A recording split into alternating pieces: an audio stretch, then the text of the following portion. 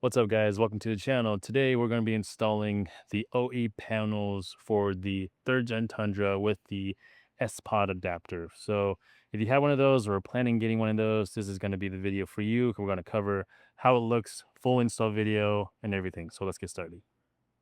So normally this is how you would have to mount the sPOD to the panel.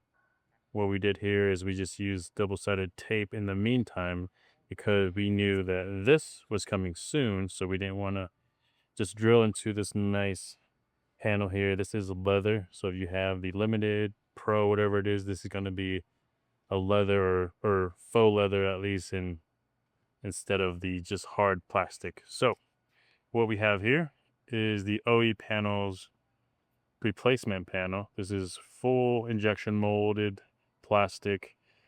It's going to be only offered in the black, just so that way it's going to match any vehicle out there, just because all your other surrounding pieces are going to be black.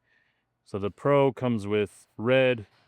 You can get the 17 whatever edition that comes in like that brown, and then I believe the capstone is going to be white. So we just made it easy black just to match everything, even though if you do have the other colors, other panels, seats and stuff are going to be that color, but this is going to be only offered in the black. So first thing we're going to do is going to pop this piece off here.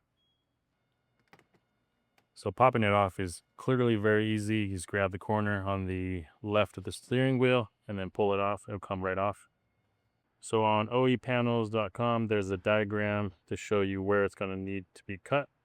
You can cut slowly if you want, or you can just cut as much off as possible. This is all going to be hidden once this is all done, so it doesn't matter too much here. But to make it easier to trim, we're going to pop this vent off. So that's next to the vent, there's a little plastic kind of cover you can pop off there. And then you can grab the whole vent off. So super easy. So first is this piece right here.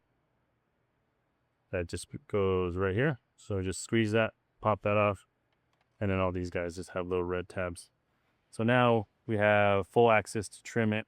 So what we're going to be using is a mini air saw to trim off everything here.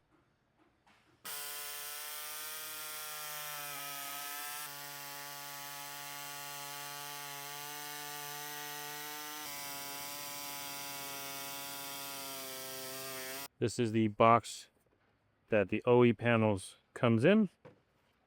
This is what it looks like. So you'll see on the back side here, that bulge that sticks on the back side is why we need a trim. This little area here, right there, will be where the switch panels will nest in. So it will come with a Switch Pros adapter, just because Switch Pros is still one of the most popular switch panels that most people select. So it'll come with that one. But for sPODs, you'll need to buy the sPOD adapter, which is this guy here.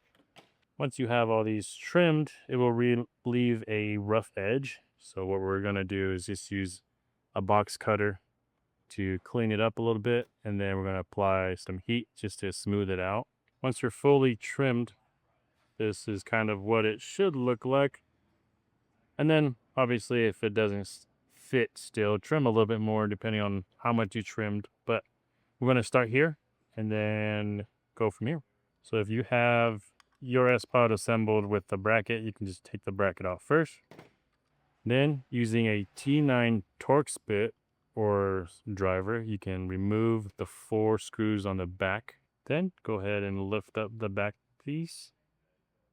Then we can remove basically the circuit board.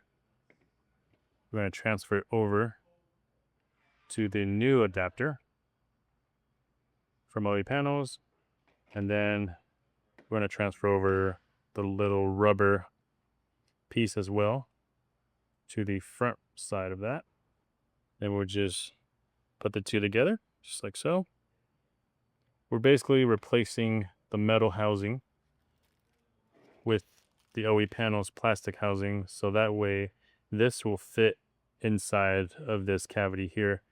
The reason we're doing that because the sPOD physically is too big for that.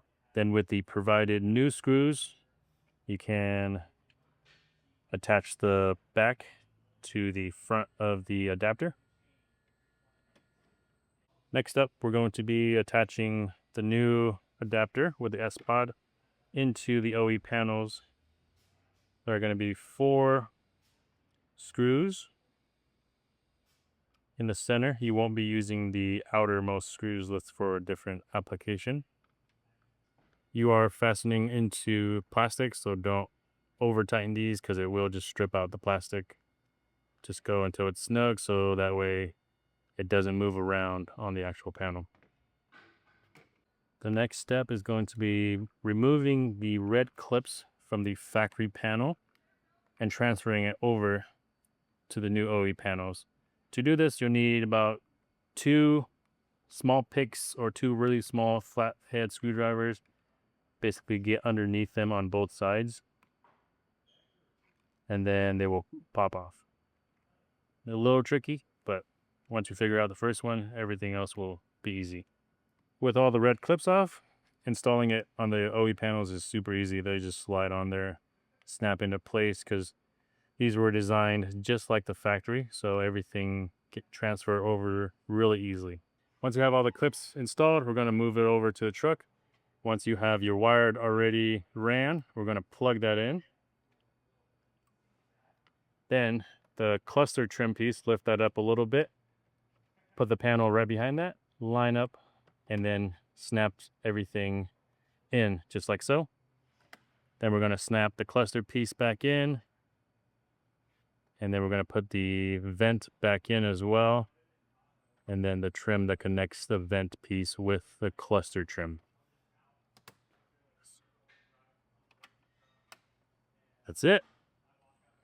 So this is what it'll look like when it's fully installed and back together. Here is an up close detail shot of the texture that is on the panel and how it matches the OE panel underneath there. Even though it's not, soft touch like it was previously, at least it looks OEM, just like what it comes on the Tundra. All right, guys, that is going to be it for this video. Hopefully you guys enjoyed it. Hopefully it was helpful, and we'll see you guys in another video.